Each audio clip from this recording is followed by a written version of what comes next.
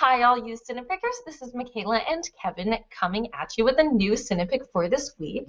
So, if this week it was my turn to watch Kevin's Cine-Pick for me. So, Kevin, why don't you go ahead and introduce this week's movie? All right. Well, today's Cinepick was the Hitchcock film The Trouble with Harry. And this is not your usual Hitchcock suspense thriller. This is your uh, small town dark comedy hijinks. It's very, yeah. So, there you go. Michaela, that was, Yeah, yeah, The Trouble with Harry. The So, Trouble with Harry. how would you describe The Trouble with Harry? So, I Snapchatted a frame from the movie. It's Mrs. Gravely looking confused. Yeah. And I Snapchatted it with the title. Because I think this is perfectly describes. I said this whole movie is about a bunch of people who think they all killed the same guy, so they spend the rest of the movie either ignoring his dead body and doing other things, or getting freaked out and then burying it and unearthing it multiple times. And Yeah. yeah, I also wrote that here in my notes. A Hmm. murder that everyone ignores. And Right. while they ignore it, two romances happen. They all gaslight each other out of guilt for the dead body being there. There's a makeover Hmm. that happens with one of the women, and then so there's like two romance subplots within this movie. I started realizing, I think halfway through this, that this isn't really like a murder mystery, even though Right. it feels like it's weird. Like, it's really weird. Hmm. Can I just be honest? It's Yeah. really strange. It is Like, strange. like so strange. Like, I know I could tell it immediately off the bat it was supposed to be a comedy. And I Hmm. was like, oh, maybe this is like a dark murder mystery comedy, kind of like in the vein of Knives Out with the whole like who done it, nobody really Yeah. knows situation. But I don't think that it's a murder mystery. Hmm. I think it's it's a comedy in the body. Like I don't think it's weird. Like the movie does revolve around the fact that there is this dead body, Right. but nobody really seems to care about it until it really matters to them. So it's like the dead body is not, it's like a prop Yeah. almost. Right. It's like a MacGuffin. Like it's just like it's the vehicle for everybody's problems. Hmm. But like this is the also the way that their lives would have just gone normally, even if the body didn't exist. Right. It's like the body only exists. Like it subverts your expectations because you think the whole goal at the end is to figure out who killed this man that everybody found. Yeah. So that's the way that the story starts. It starts out with a boy playing in the forest and he finds a dead body. And then in the next 20 minutes, you proceed to see all of these people go past this dead body and do absolutely nothing. Or they do stuff that like implicates themselves and makes them seem suspicious in the murder. Hmm. But they're all just like hum about it. So like you Right. don't really know you don't know whether to take it seriously. Like you don't know whether one of them is hiding something Hmm. or whether they're all just idiots. Like Right. it's it's just like it doesn't make sense, but not idiots in like in an old timey kind of Three Stooges way. Hmm. It's just like deadpan humor.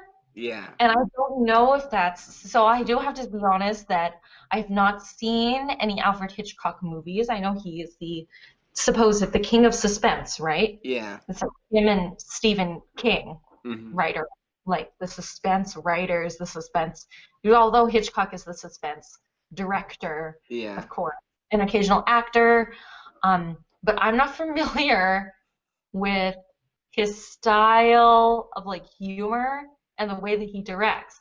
So this Hmm. whole movie, I was just like, this is so dark. I'm like, Yeah. this is It's dark. But like, I could not take it seriously after a while. I kept screaming at my computer because this movie infuriates me, Kevin. Yeah. Movie infuriates, and it just continued to get worse. It was like the first 20 minutes, I'm like, okay, we just saw like five people walk past a dead body, Yeah. and they each had a different reaction, but none of it is what you should do when encountering a dead body. Mhm. Like, Right. and then it just proceeds to get worse. And and it continues. Mhm. And it just continues to get weirder and weirder. Because instead of just coming clean, they try to backtrack and come up with a different story as to they're trying to fabricate Mhm. that like another story to cover up for the dead body when they don't even know what happened to the dead body. Right. They're just afraid that because they went through, if they did something off of the bat to deal with the dead body, then this wouldn't even be a problem. Mhm. But like because they didn't do anything, they are now implicated in it, and now they're freaking out because they're like, oh my god, I don't know what to do. It's a dead body, and someone's gonna think that I did it, Mhm. even though I didn't, or I did. And that's another thing is that they all think you find out through the movie, through Mhm. the course of the movie, that all of them have actually had previous encounters that we don't see Mhm. with the person who is now dead. Yeah. Those encounters make them think that they're the ones that did it. Mhm. Didn't know that they did it until they realized the person was dead. Right. Yeah. I don't know. It's kind So, of a way, like, you understand why it's hard for me to like describe. It's really hard for me to describe this movie right. because it's very like Shakespearean. Yeah. Like that the events just it's like it's kind of like madcap, but Mhm. it's not frantic, which I think is kind of refreshing for like movies of this time period. Because I've seen movies of this time period where characters like this are in ridiculous scenarios, but they do the humor thing as an Mhm. over the top, like it's Yeah. supposed to be over the top sort of deal. But this movie is just so different because it's the same madcap scenario, but but everybody's just so chill. They're just like, oh, it's another dead body. Oh, that's Harry. Mhm. Oh, we all knew it was gonna happen eventually. Hello, Harry. Like they're addressing a dead body. Yeah. Um, oh my God, is this okay? Okay, I gotta. Is this normal for Hitchcock films to have like dark humor like this? Cause Yeah. I mean, Hitchcock he has kind of like a like deadpan humor is his thing. Because his movies they're usually I think as far as I know, this is the only comedy that he's made that I'm aware. Maybe in his TV series because he had a TV series where maybe some of those were comedies as well. I haven't watched his TV series that much, but in all the movies I've seen, this is only comedy. But for the promotional parts of all of his movies, whenever he promotes his movies, he doesn't really release a trailer. He releases a clip of him talking about his movies, and usually there's like some like deadpan humor of him talking about his movies, of with like for when he was promoting the birds, uh it was like him sitting down and like eating a chicken and like talking about birds and like how they're going to take over the world or whatever, like it's but just like one of super those just like like, chill, but he's him like with his smoking jacket on and just like, yes, the birds, let's talk about the oh my bird, God, oh my gosh, it's like one of those Walt Disney like, and you're watching The Wonderful World of yeah, Disney. right, Hello, exactly, yeah, everybody. This exactly is like the stuff that Alfred, Walt Wonderful Disney World of did. Disney. Yeah. Right? And he's like, let's talk about this film. This is an interesting movie about birds that want to kill people. As he's like eating a chicken. He's like, why would they want to do that? I don't know. Oh my And so God. like that's the kind of humor that that Hitchcock likes to do. And so, Yeah, because this is like it it's just so unusual. This mhm, is like an anti-comedy film. right. Like have you ever gotten with somebody, and I don't know if we've done this. I've done this with friends before, where we just get together and we have like a joke off, Hmm. but they're not supposed to be funny jokes. They're like anti-jokes. So it's like, Okay. but this film is riddled with that. I'm pulling up my notes Hmm. because this film is riddled with anti-jokes, and most of them come from the little boy character. Yeah. Ah, Like, he's my yeah, favorite. yeah. So you've got two romances, two couples, an older couple and then a younger couple. And the younger couple, the mom has a little boy Hmm. who's just like he's like the precocious boy character. I don't know. I kind of hated him. I'm sorry. Yeah. I don't think there is a single character in this movie that I like. They're all just such idiots. Right. Okay. For this, okay. I wrote down a few quotes from the little boy. Hmm. Um, I said, let's see. I said everyone is such a creep. There's a dead body and she just wants to thank the captain. Oh, this child acting is the worst. Yeah. That's this line. He says, if you think that's impressive, you should see my swing shot. Like, there is another one where the captain, spoiler alert, the Mhm. captain finds out that he did not indeed mistakenly kill the man by shooting blindly into the woods. Right. Yeah. Instead, he ends up killing a rabbit. The kid finds the rabbit and is like, "Mommy, look, it's a dead rabbit. Oh my God, look at it." And he like brings it up to the older couple that's like on a date. Hmm. And and the woman is like so enchanted by this little boy and her dead rabbit. He's like, Yeah. "Oh, honey, what is that? Is that a rabbit?" He's like, "You sure betcha." And she's like, "Well, what do you call that?" And he says, "Dead." Yeah. And then they all laugh, like, Hmm. and they all laugh it off, and they all just Right. continue about their day. Like this little boy didn't just walk up with a dead rabbit and be like, "This is a dead rabbit." Right. Like like stuff like that. But that's what the whole movie is like: is people Hmm. saying for like dark stuff that would in normal life make you just go, "Huh?" Yeah. But instead of having that reaction, they're all just like, "Oh, give me the darndest things. Let's move on." Right. And it's just that's just the Yeah. point of the whole movie. Is I that thought, I thought that the little boy, I thought he was the funniest part of the whole movie. Every time he talked, made me laugh. Everything he said, because it's just, because it's so ridiculous, and the way he's able to like just con people out of things, like the quick little con he did with the frog, because like Mhm. the guy had a frog, and he said, "I'll trade you the frog for the rabbit," and he's like, "Okay," and so they make the trade, and the kid's like, "I think you got the better deal because dead rabbits don't eat." and Oh, then he says, "Can I see the rabbit?" And he says, "Sure." So he gives him the rabbit, and the kid runs away, and he's like, it's like, "What are you gonna do with the rabbit?" He says, "You never know when a rabbit's gonna come in handy. It already got me one frog." And so he just takes the rabbit back, and then he trades the rabbit for two muffins. This kid, he's getting a lot for his dead rabbit. I mean, okay, like ironically, this kid is undoubtedly the smartest character Yeah, in this movie because everybody else, it's just like so mind-blowingly stupid.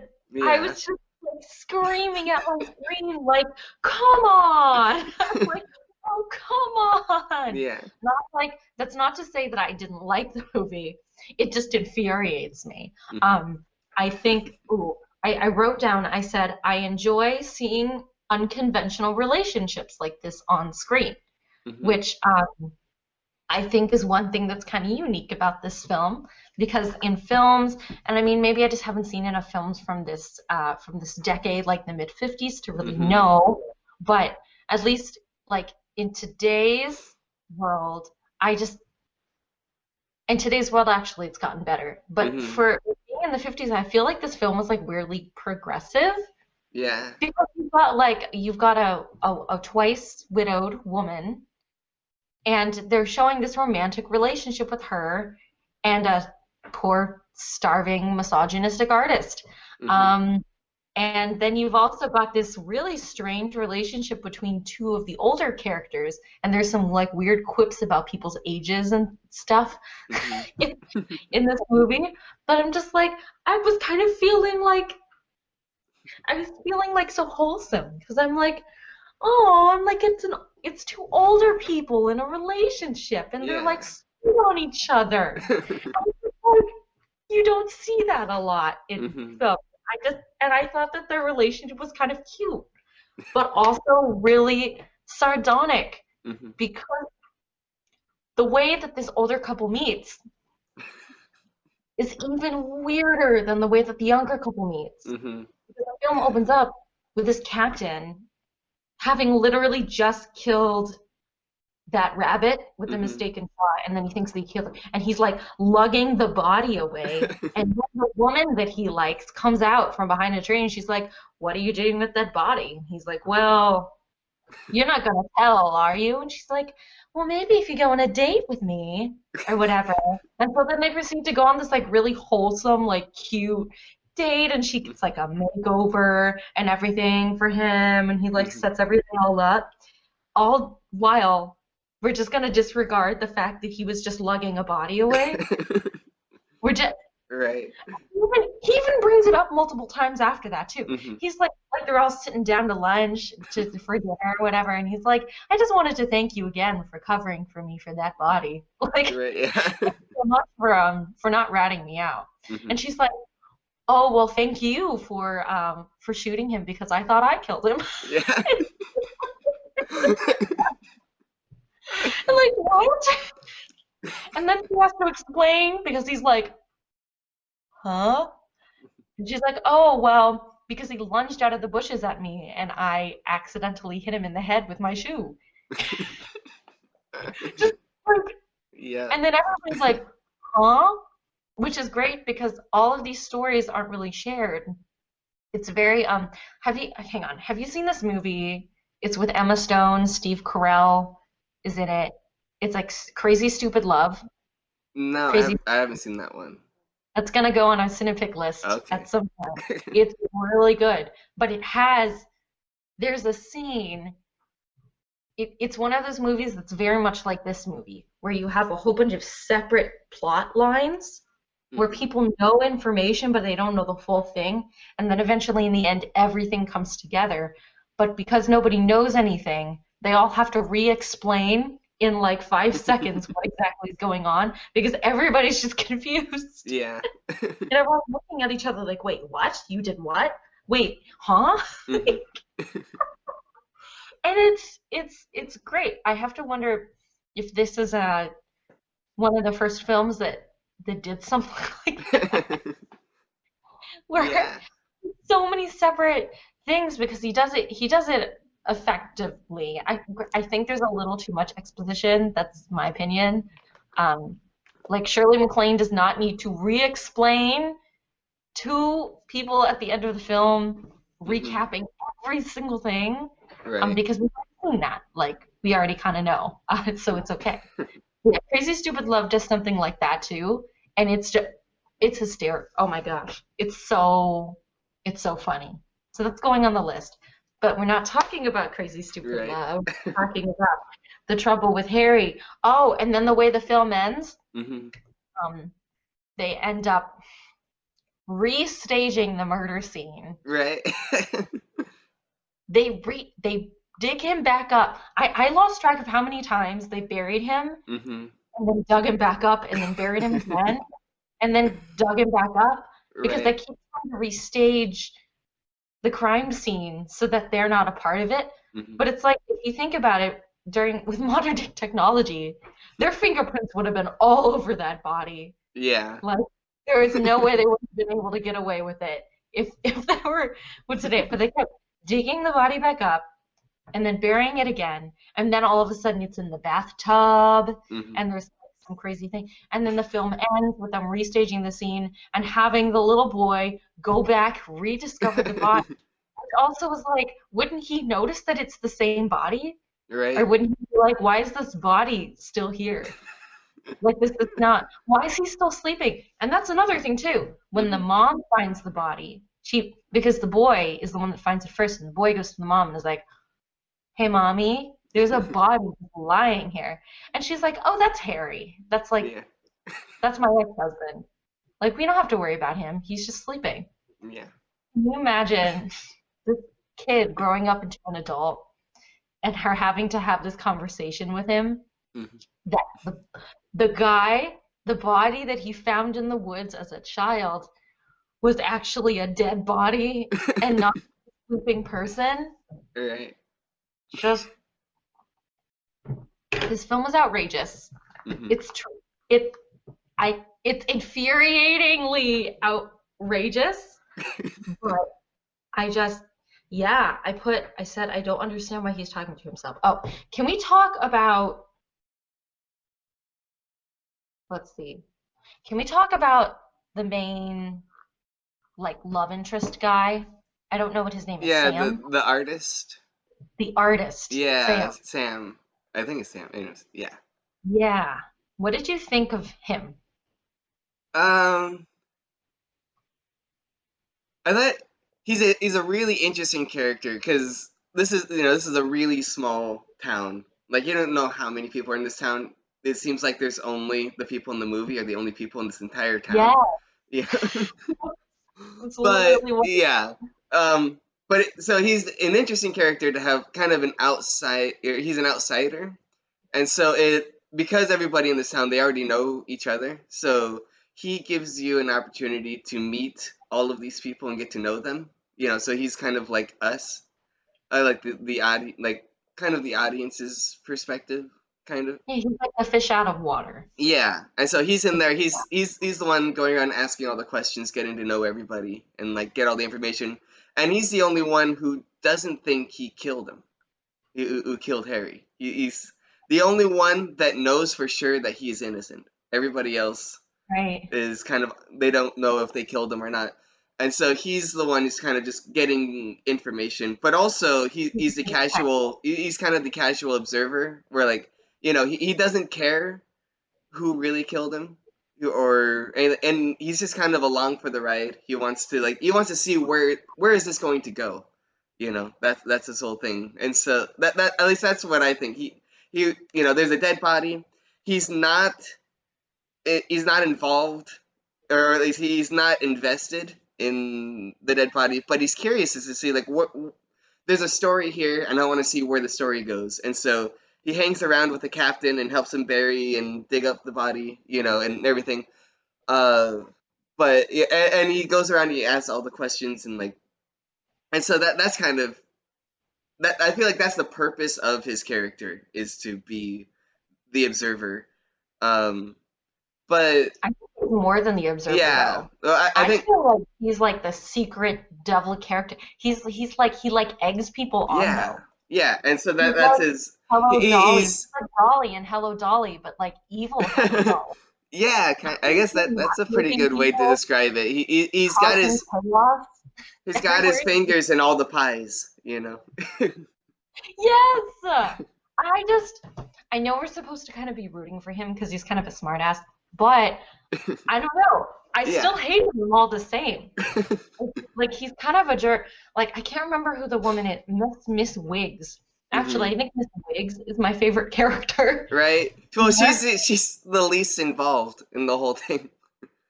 She So just, but she's in such a mood though. yeah.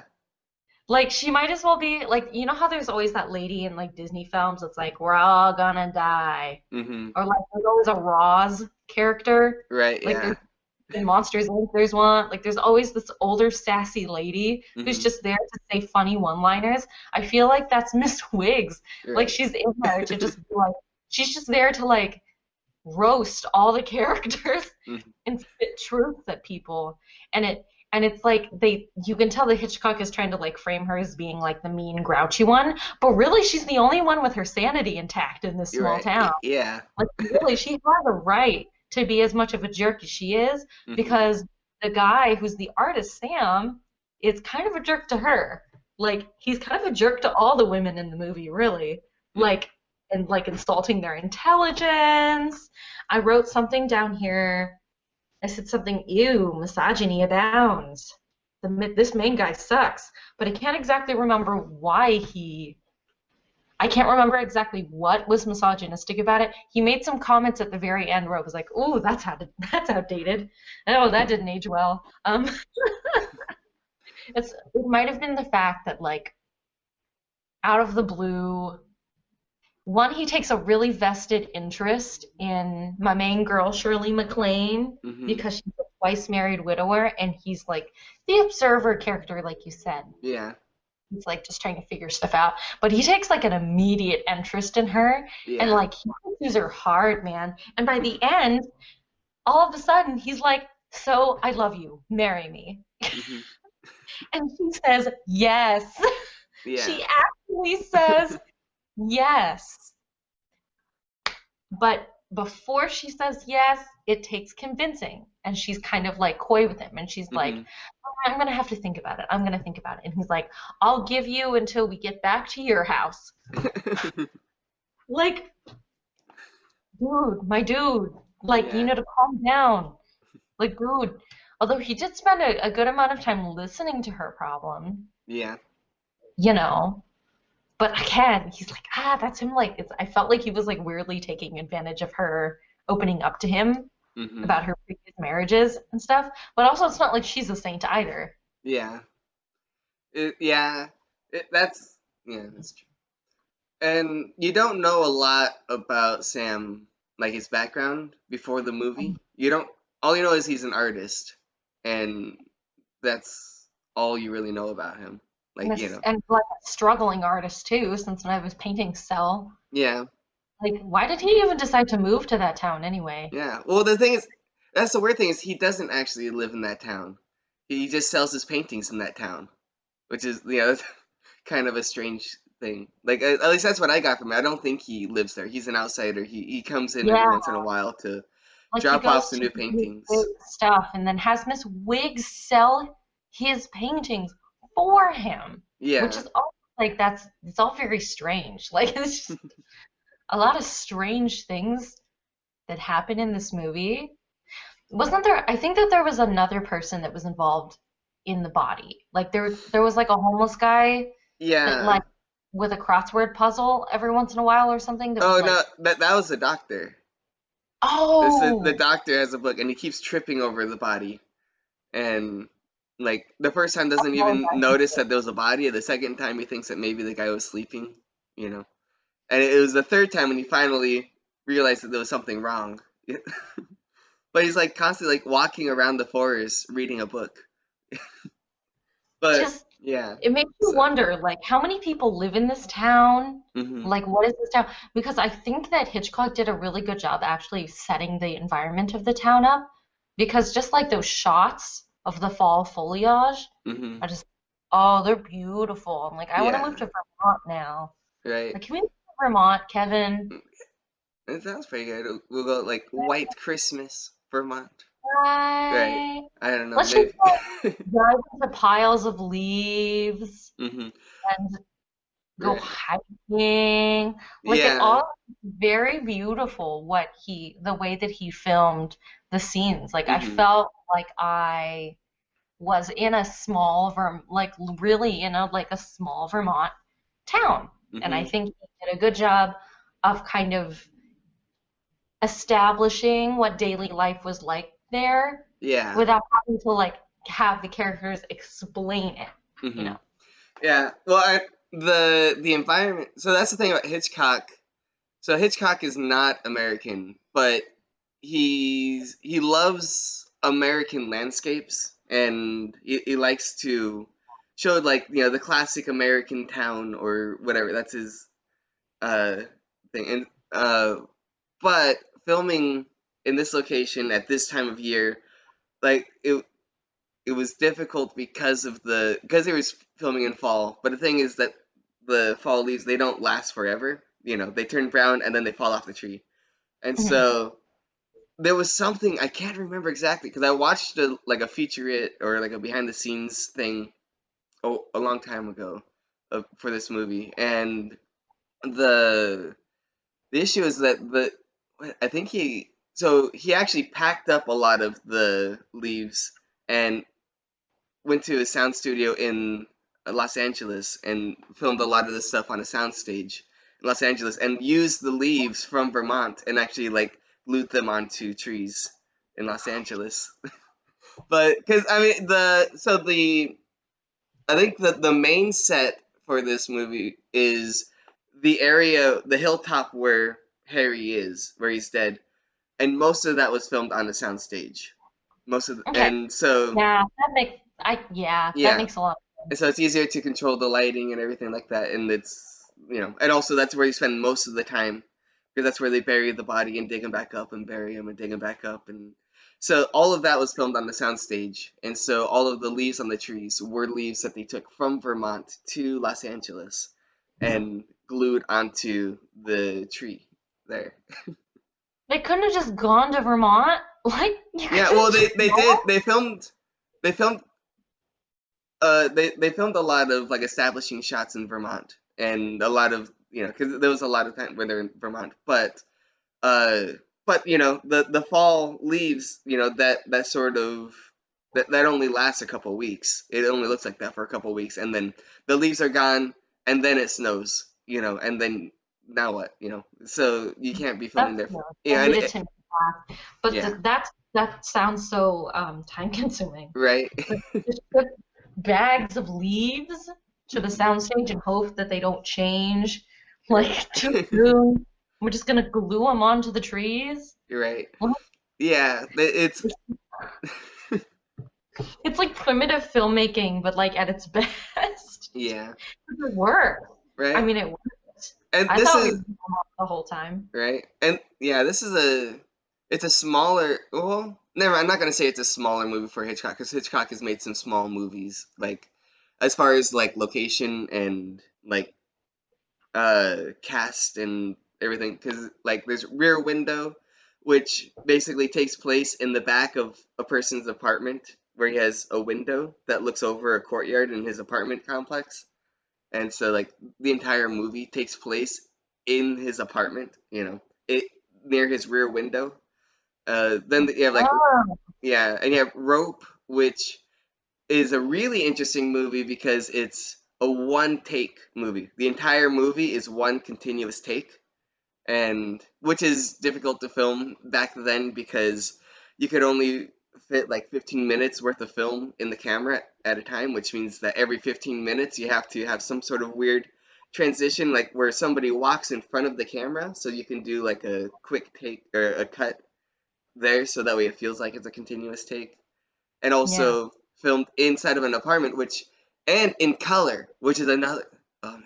So Rope, I highly suggest Rope, but I think Rope is more interesting for a production standpoint because the color cameras back then were huge. They're like the size of refrigerators, and it takes place in this one apartment, which means that they basically had to build this apartment on the soundstage with removable walls that can move, so the camera can go through doorways and follow characters around this Yeah. apartment because it's all one continuous take. Like it's so I yeah, Rope is really interesting. So Hitchcock has made smaller scale movies. So this is so that's this one's not that different from other. He's also made huge, like Vertigo, where it's a lot bigger movie. It takes place like all over Europe, or I think it's Europe. I don't know. And then there's like The Man Who Knew Too Little was a bigger scale movie. Or no, The Man Who Knew Too Much. The Man Who Knew Too Little was a parody, a Bill Murray Of the man parody. who grew up. Yeah. Yeah. So yeah. Anyways, but so yeah, Hitchcock. He's done big movies and small movies, so it's all. So I don't know. So but this is a different movie where it's a like a straight up comedy all the way through, and not a lot of suspense. Actually, so the suspense I think is funny. Where like I feel like it was kind of shoehorned in. It was kind of forced in there, and that was the closet door. That was Yeah. That the very one element of suspense which led to absolutely nothing. Which I like. So maybe it's because I've seen this movie before, so I know what the closet door is all about. And but every single time the closet door opens, I'm rolling on my couch laughing. I'm like, it is the funny. I don't know if you I You get couldn't it? figure that out Yeah, because I maybe was the first viewing you probably because you're like, what's up with the closet door? Because there's like the closet door opens and there's this ominous music, boom, boom, and then but like nothing and more. And and I the just like, captain is always like, like has this like look of dread in his face every time the closet door opens. So you're like, there is something wrong with this closet door. What is it? And then finally, you have the point where they have to hide the dead body in the house, and this closet door keeps wanting to open, and you're like, the dead body must be in there. And of course, it's because it's a comedy, it's not, which actually led to, I think, an even funnier moment where all of a sudden, like everything happens all at once, where the closet door like it swings open, and you think maybe the dead body's in there, but it's the dead body's not in there. Where's the dead body? Another door opens up. You see these feet sticking out of the bathtub, and the little boy Arnie is like, "What's he doing in the bathtub?" While the police officers in the house, like the deputies in the house, and he's like, "What's he talking about?" And then then they have to like come up with this cover okay, story so I about was a confused frog. about that, and I had to rewind because Yeah. I swore that the deputy, while he's a little dense, the deputy literally side eyes the kid Hmm. and goes, "We're gonna have to get some investigators to come down here and collect everybody's stories in the morning." So it made it look Hmm. like because the door was wide open with Yeah. everybody sticking out. So I swore that he must have known, like he must have known Hmm. that he must have seen the body, and he's like, "Well, you're busted." But then he says, but I guess he doesn't because then he's all like, "Well, okay, so I guess there's no dead body, but there's definitely something going on." And Hmm. then he, after the doctor comes in and is like asking all of these questions, like, "So where is he?" Because he's there, I guess, investigating the dead body. Hmm. He's just, so I was confused about that because it looked like the sheriff had seen the body, Hmm. but he didn't. Yeah. Yeah, you're right. All of it happens, and then you get the ominous music, Yeah. like even like before then too, before they transfer the body, like finally all four of them get together and collectively as a group bury and unbury the body like multiple times. Yeah. At the very end, they're like supposing trying to figure out trying to figure things out. And then Miss Gravely, I think, has her character moment where she actually like thinks smart, and she's like, "No, no, no, you can't do that. Uh, we can't do that because." Like, Sam, you do have motive. They're gonna think that you have motive for killing him because you like the widow Hmm. man. Yeah. Or you Yes, can't. Mrs. Gravely. Yeah. Well, actually, Yeah, yeah. Well, also, Sam can't get married if Harry isn't pronounced dead, right? yeah. So if Harry just goes missing, then you have to wait like 5 years before they'll pronounce him dead. So they have to make sure he's discovered and pronounced dead, and then they can get married. So I love the fact that like the captain and Mrs. Gravely have technically known each other probably for years, if this is a Hmm. small town, Yeah. but they just have never really talked until now. Hmm. Um, and then likewise, Shirley MacLaine's mom character and Sam have also never met. Like this all happens in the course of like what, a day? Yeah. Literally all happens over the course of a day. And now we have two characters planning to get married and another two characters presumably in a relationship, even though none Hmm. of the couples have ever spoken to each other before. Yeah. They're just like, well, we just buried a dead body, trauma bonding, let's get married. Hmm. Like, it's just, oh my gosh, it's so weird, Hmm. man. It's so weird. I want to say it's insane, but also Yeah. I know it's like a niche term and I probably shouldn't use the term in that way. But the film is literally so wild. I don't like in an infuriating way, and not in a way that it's like action packed. Hmm. It's just the fact that you hear sentences coming out of these characters' mouths that just defy the bounds of logic. Yeah.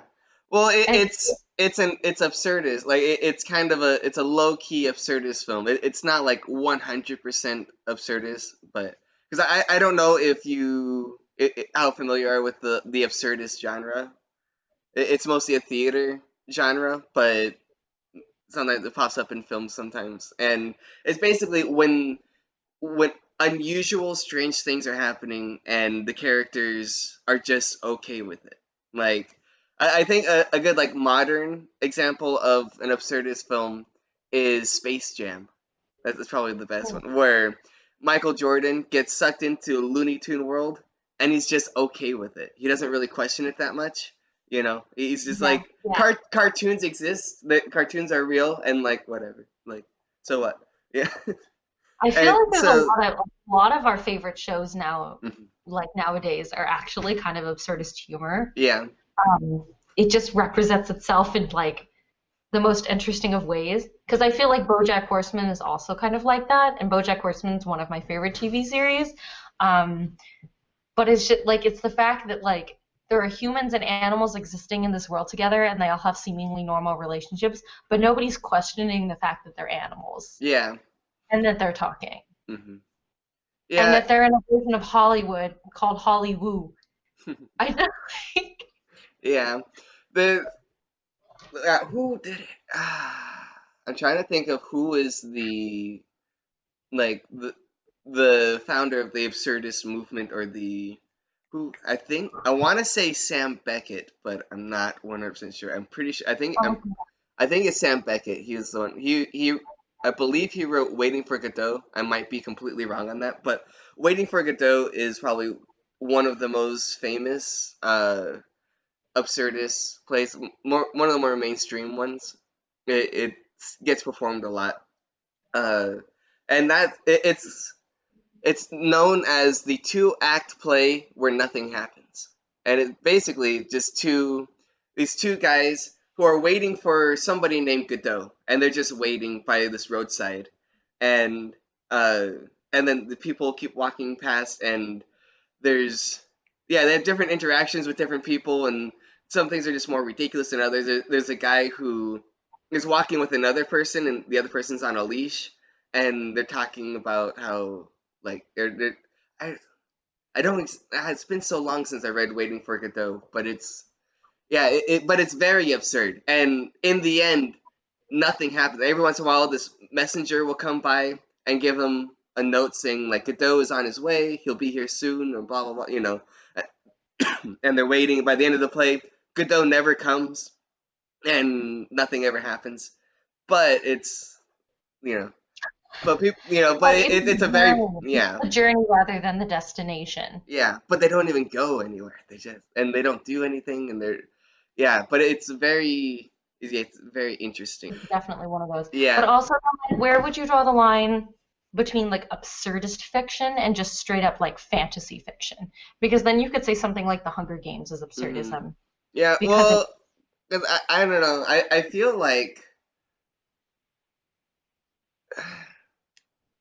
I feel like absurdism, for the most part, takes place in the real world. I don't know. Ish, like for the most part, or something that seems familiar, but then there's something off at the same time. You know. okay. And so like Like that one element has to be normal or yeah, familiar.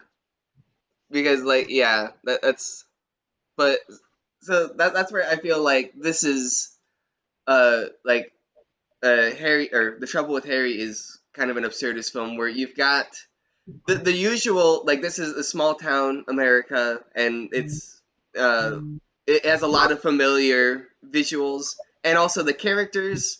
These characters I've probably seen in other movies as well. These types of characters, they're very familiar. But now the situation they're all in is very different, and the way they interact with them, the way they interact with this situation is completely absurd. It's not what you expect. You know, Mhm. you expect, if the captain thought that he killed a man, you expect him to freak out a little bit more, and maybe like try like be quicker at hiding the body, or try to hide it from uh Mrs. Gravely, or try to Somebody like passes by. yeah, or try to silence Mrs. Gravely, or something, instead of like agreeing to go on a date with her.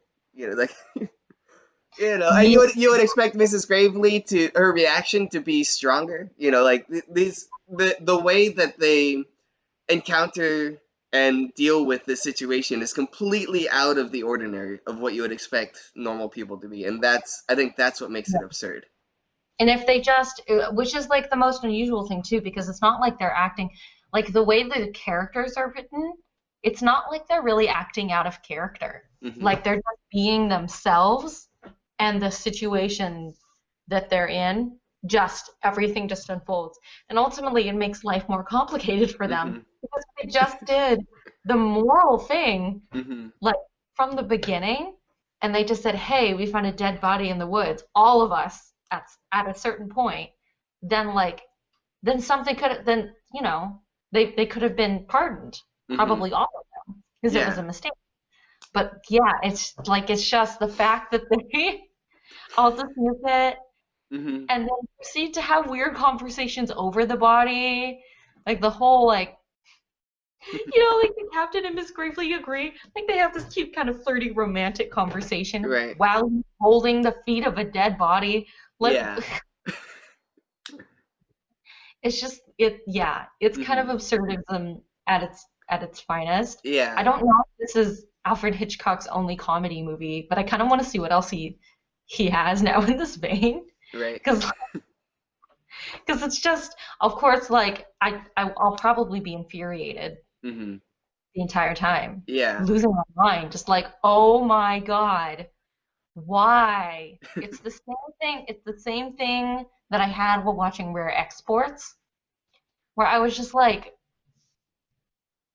all this could be so easily fixed. Like I Hmm. was rewriting the story in my brain to make it make sense, but that's not the point of the film. It's Yeah. not supposed to really make sense. Like it's supposed to make you question, like it's supposed to present you with like an alternate reality Hmm. where what if people just didn't do the right thing? What kind of madcap situations and holes can people continue to dig for themselves? Yeah. Literal holes in the ground to hide a dead body. I just can't. I don't know. But it Hmm. does make you wonder what happens in small town, rural America. Right. Yeah. It's like because I have no personal experience, with small towns. I've never lived in a small town or spent time there, so I have no idea what actually goes on there. Right? But I mean, I can yeah. imagine life must be quiet, Hmm. you know, familiar, Hmm. friendly, and then a dead body. So then Right. you'd think that the dead body would cause a stir, like what a Right. scandal. Yeah. And But it doesn't. Like, that's the thing. they've only It been dead doesn't. bodies before. Yeah. Yeah, It doesn't cause any stir at all. And like the only one who actually cares about it is the deputy. That's it. But right? And wasn't the deputy also kind of like struggling or something with selling cars? yeah, There's a weird plot yeah, line with he restores old cars, and that's kind of where he makes some money off of that because he doesn't get paid enough to be the deputy or whatever. But he still takes his role as a deputy like really seriously. yeah. But I don't think anybody gets paid nearly enough to do their jobs in this film, and yeah, maybe that's why they're just like, we're just gonna take it, let's take out our frustrations on rural America yeah, out in, out in the open, and let's just like do weird stuff with our reactions to things. right, But yeah, I just this movie is a real trip. It's a yeah, real trip. I hmm. had a lot of fun sitting and eating my dinner and just being like sitting here with my mouth open, just like Yeah, our neighbors are probably like, what's she screaming about? hmm. And like this movie, it's this movie. Nobody makes a single good decision in this movie. It's like watching a downhill, but like in not like a terribly sad or devastating way. Yeah, It's like watching a sinking ship. Everybody on the ship, or it's like watching an episode of Friends without the laugh track. That's yeah, that's another, like if you go back and you watch the film again, And like, imagine a little boy delivering those lines Mhm. because you, in my opinion, I think I would have laughed normally if there was a laugh track added after he was like, "What do you call this rabbit? Dead." And Mhm. that because it's like a punchline, so Yeah. you feel like there should be laughter after it, but there is no laughter. Right. It's Yeah. just like, "What's this rabbit? Dead." And then they continue, which almost kind of makes it funnier, but like, Yeah. No, it, maybe yeah. it's because I've seen. I don't know. This is a movie that I've seen it. I've probably seen it 4 or 5 times, and every time I watch it, it gets funnier and funnier. Like I don't know, but I recommend you watch it a couple more times. And but it does it. Probably I so. the last time I watched it, which is a couple days ago, I laughed more than I think I have before, and it gets funnier and funnier every time because it just you get to see like just how ridiculous it is, and just every time it just seems more and more ridiculous. And that closet door, like I think it's the funniest every single time it opens because usually like there's like the comedy rule, comedy is in threes, and so and you see this time the door opened 3 times, and on the third time it was the big But this time, but every single time this door opens, it just makes me laugh so hard. I don't know. I think it's just because I know that it means absolutely nothing, but they make such a big deal out of it. Every single time the door opens, there's the music. Somebody reacts to it as if like maybe there's a ghost in the house or something. Like Yeah. they like freak out every single time the closet door opens, and I Definitely thought they were trying to do something deep with it because it yeah. seemed like it only opened when people felt safe. Mhm. It's like whenever everybody thinks that they're getting away with it, then the door opens mysteriously, and somebody and you think I thought that it was like, oh, this is like a manifestation of somebody's like guilt over what they're doing, Yeah. but no, No. no, it's just It's it just opens and closes by yeah. itself and no explanation at Right. all. And it Like makes me me, like laugh why would you every do single that time. So let's see. So Michaela, after discussing and watching The Trouble with Harry, how would you rate this movie? Oh my God. So, as is difficult with all of my reviews, it's difficult because this movie was so frustrating. I Yeah. was so frustrated, but I also could not look away. For Mhm. some weird reason, I couldn't stop watching. It's like a train wreck that is happening before your face and you can't look away from it. Mhm. Um, I think the pacing, I tend to have a problem with pacing in films from the 50s, Mhm. from the 50s era, Golden Renaissance movies. I love them, they're classic. Mhm. For pure pacing purposes, my attention was sometimes kind of like, so I have to deduct a point from that. Mhm. But this, this movie's ahead of its time, okay? Like, you either don't, I feel like it's one of those, you either get it or you don't. I Mhm. got it, and I think you got it. Yeah. Um, that's also because it's us. I'm gonna give it an I'm gonna give it an 8.8 out of Mhm. 10. Okay. Wow. You liked it more than I thought you would. Yeah, Wow. weirdly, purely because it got a reaction out of Mhm. me, which, and a very extreme reaction, mind you, because I'm still very much riled up. Yeah. Like, at the absurdity, like, how dare you? Like, the audacity. You have the audacity to treat me this way in a film, Alfred Yeah. Hitchcock. You have the audacity to make me sit here and watch a train just crashing in slow motion, Right. and I can't look away.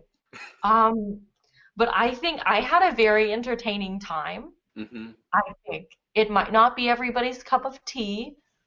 I enjoyed it, so I'm going to say 8.8 out of 10 because I get to cheat with the margins and my scores. When did Yay. you? Yay! What's That's your good. rating? So, I mean, I like it, obviously. I picked it because I liked it. It is very different from other Alfred Hitchcock films because I'm a big fan of Alfred Hitchcock and like because I watched this one. I don't think a lot of people have seen this movie. Like nobody talks about it. The only people I know have watched it is me and the people I show it to. And I've only showed it so like my family have watched it and then I showed it to some friends once. We had it for a movie night and they all hated it. So it's not everybody's cup of tea. They didn't I Yeah. think what it was is they were infuriated just like you, but they didn't quite grasp the fact that like this movie's not serious at all. And so they were like, "What is that?" They were just They're like confused. they Yeah. were confused and infuriated and they hated it, but whatever.